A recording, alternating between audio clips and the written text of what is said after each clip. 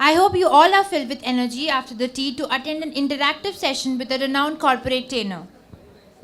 I know that you know, but you do not know that you really do not know. Look within, discover yourself. Each one of us are gifted in a unique and important way. It's our adventure to discover our own special light. I second you, Tanvi. Therefore, we proceed to our next session on personality development and leadership. And we are highly privileged to have Ms. Christine Patham, Corporate Certified Trainer, Adventure Pulse with us. Ma'am is a commerce graduate hailing from Pune who went on to acquire postgraduate diploma in business and marketing management, psychological counseling, and has masters in counseling and psychotherapy. Ma'am has trained many healthcare managers, medical technologists, and nursing graduates. It will surely be a special treat to learn from the expert herself. I request ma'am to please start the session.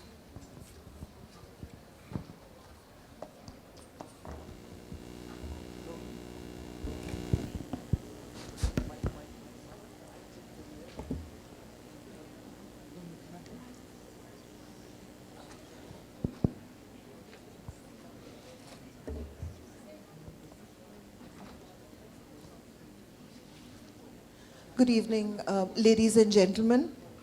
I know it's been a long day for you, but I do hope that my session will bring a little different touch to the day today.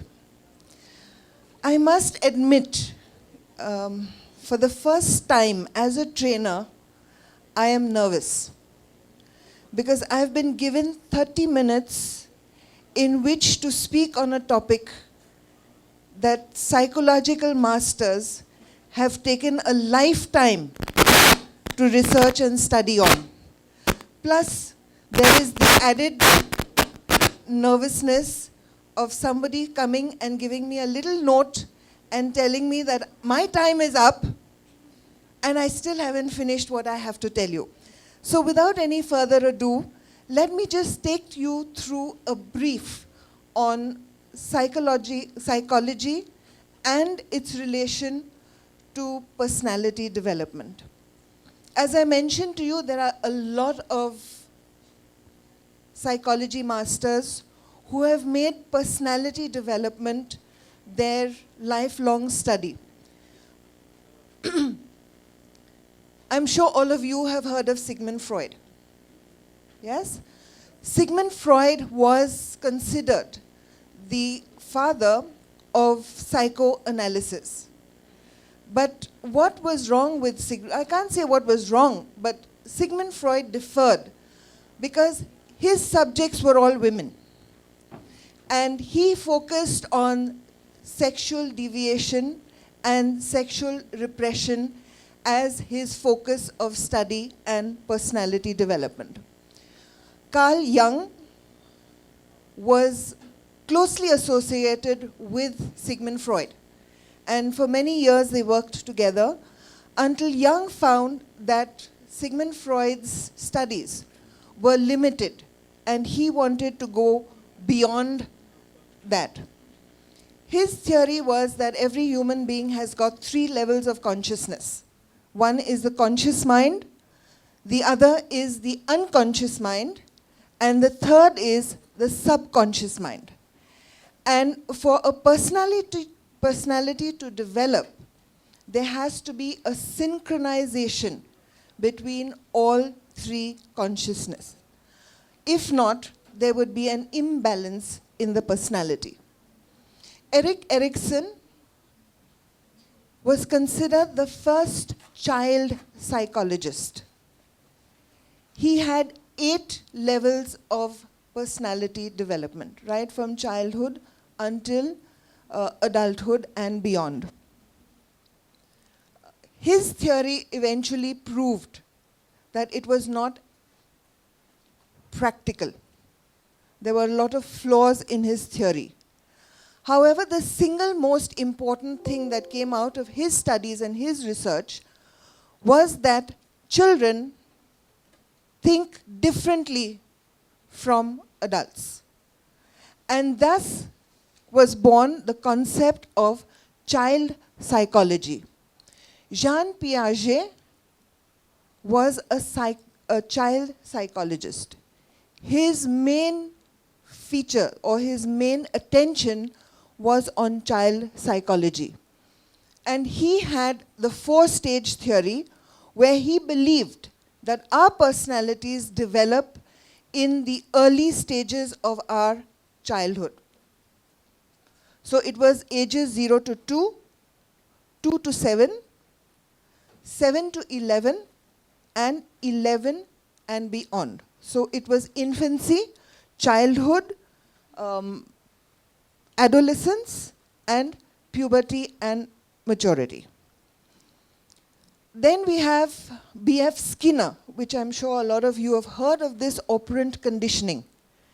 And his theory was that human personalities can be conditioned by certain stimuli to go in a particular direction or to be channeled into a particular direction. And the last is Carl Rogers, who actually is or forms the basis of today's psychologists, where he put forward that every human being is an individual and every human being has their own psychology. And every human being thus cannot be generalized into a category. And that is the basis on which today psychoanalysis or psychological therapy is based. Okay.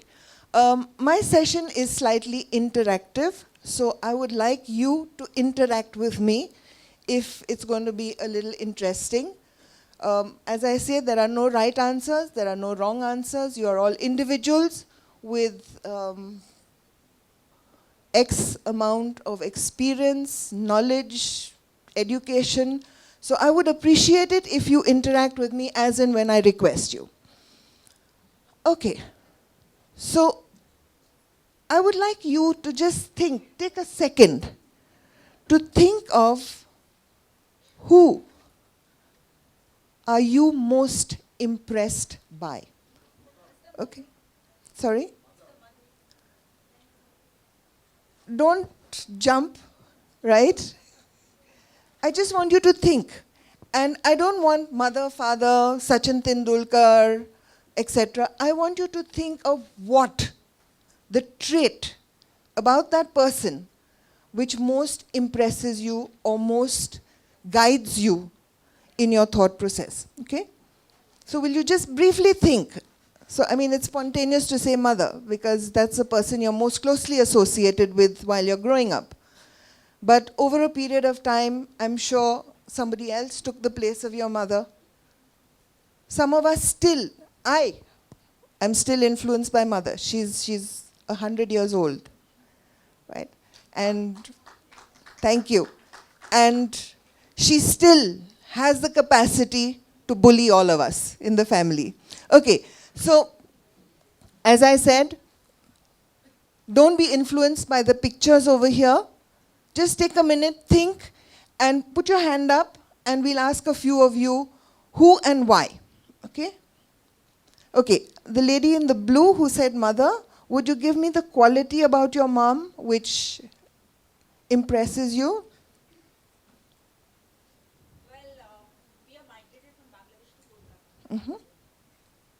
Now my mom has just studied up to 8th standard. So some, yeah. That's Quality. I'm trying to Yeah. please, doctor, please have some patience. It's my time. All right. No, audience time. I agree, but audience has given me the opportunity. All right. Okay.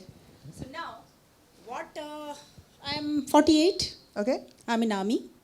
So what I have seen her going through, upbringing us, taking care of my father, Okay. and all the, roughs and everything that we have gone through. Okay. She's still balanced. She's 88. Okay. And she has guided us till now. Any problem when I give her a call, she's down to guide me. Okay. So if I was to put that in a nutshell, you would say her resilience. Thank you. Her resilience and perhaps her quality of being like the Rock of Gibraltar. Yes? Okay. One more person. Yes. I'm impressed by the role models who work with integrity and honesty and try to change the society. Good, thank you. I'll take one more person. Anybody, put your hand up because, as I said, I'm afraid of those guys with that chit out there. Yeah.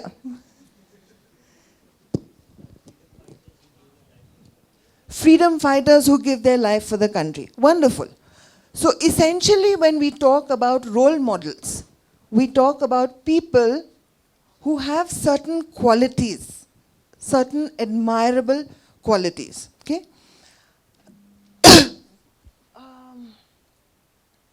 I'm sorry, the wrong slide has been deleted.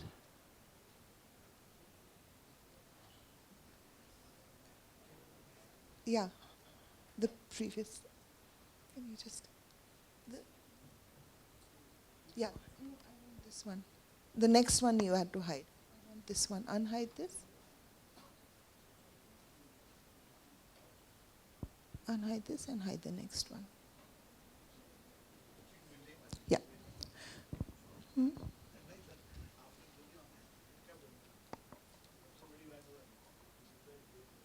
You can't unhide it? Okay, I'm sorry folks, little glitch. The next slide. Okay, let me talk about it. Amongst us, there are a lot of people who work behind the scenes. In the slide before, we saw famous people. But there are people who work beside the scenes, quietly, as individuals, who have tremendous strengths, who are doing things as individuals and making a difference in society, who are changing society. These people also are worth emulating. People who have no educational background, who have taken up small plots of land and who have actually been farming or growing trees to help the environment. Yeah, okay, we've got the slide. Yes? These are extraordinary people. We say they are ordinary people doing extraordinary things, but I personally think that these people are extraordinary people. When we talk about leadership, not all of us can be leaders. If all of us were leaders, what would happen? Who would work? Yes, who would work? We'd all be leading. No one would be following. So in every society, in every situation, we need to have leaders and we need to have followers as well. That doesn't mean to say that a follower cannot be a leader in a different set of circumstances, or a leader who can be a follower when a situation changes. Now that is really credible, tremendously credible. Okay, I'm going to just run through this because it'll take time. So, what is persona? Okay.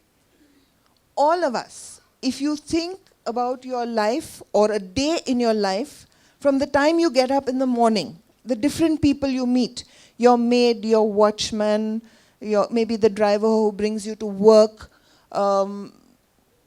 your boss, your colleagues, do you act the same with all of them? Are you the same person with all of them?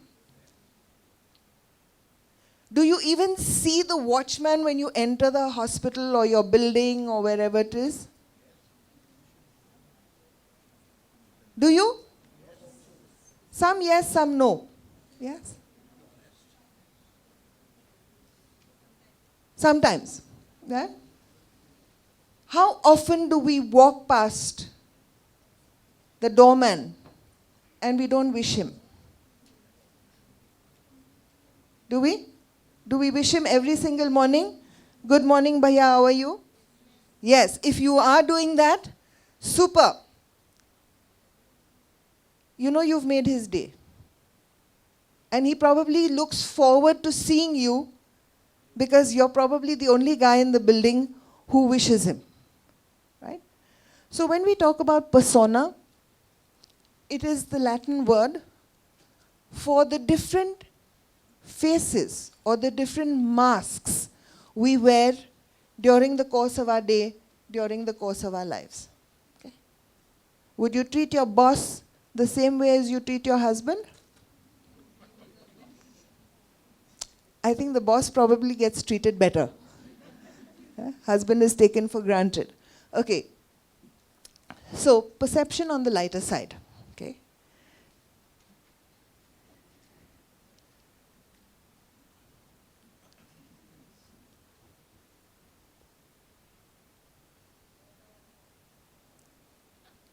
So, what do we see here? Yes? Yes? Different perceptions. It's the same person, right? Interacting with different people at various stages in his or her life. I couldn't get the same face for the girls, so little partial about the guys. But anyway, so when you look at this, okay, now where does personality come in? Where does personality conflict come in? If you look at the top, okay, he's an ordinary guy, but he would like to be the kind of guy on the left, okay? And because he either on the left or the guy below, a lot of muscles, macho guy, or a combination of both. And when he cannot achieve that, or she cannot achieve that, what happens? You go into depression, or you feel down, or you feel low, okay? So let's look at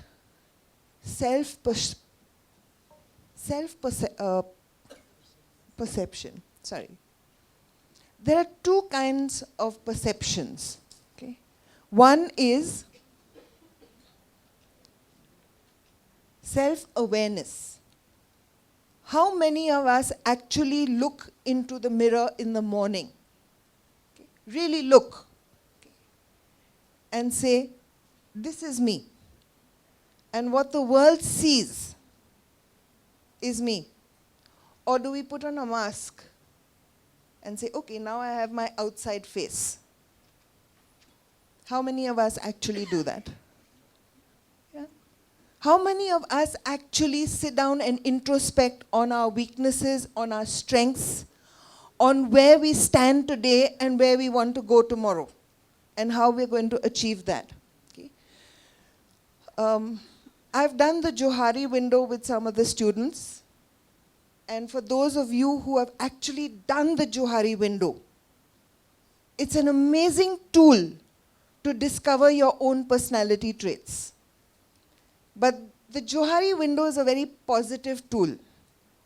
It's a feel-good factor. After doing the Johari window, you feel great. Wow, it's amazing. There is something called a Nohari window, which actually brings out your negative traits. And it is pretty scary when people around you actually tell you what your negative traits are, and then being able to accept that as, yes, this is something that people see about me and I don't know.